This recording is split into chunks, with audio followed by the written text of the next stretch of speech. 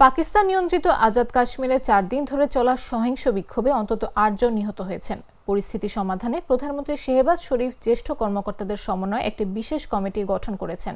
বৃহস্পতিবার পাকিস্তানি কর্মকর্তারা এসব তথ্য জানায়। বিক্ষোভে এখন পর্যন্ত ৩ পুলিশ সদস্য ও ৫ বেসামরিক লোক নিহত হয়েছে বলে রয়টার্সকে জানিয়েছে ইসলামাবাদের ২ জন নিরাপত্তা কর্মকর্তা। বিক্ষোভের পূর্ণাঙ্গ চিত্র এখনও স্পষ্ট নয়। তবে ব্রিটিশ বার্তা সংস্থা রয়টার্স জানায়, সোমবার হাজারো মানুষ পার্শ্ববর্তী শহর থেকে আঞ্চলিক রাজধানী মুজাফফরাবাদে জমায়েত হলে বিক্ষোভ ছড়িয়ে পড়ে। এরপর থেকে অঞ্চলটিতে মোবাইল ও ইন্টারনেট সংযোগ বিচ্ছিন্ন করে দিয়েছে কর্তৃপক্ষ। সোমবার থেকে শুরু হওয়া সংঘর্ষ এখনও থামেনি। বিক্ষোভের জেরে সোমবার থেকে ব্যবসা বাণিজ্য, স্কুল ও গণপরিবহন বন্ধ রয়েছে বলে কর্মকর্তারা ও পাকিস্তানি টিভির প্রতিবেদনে জানানো হয়।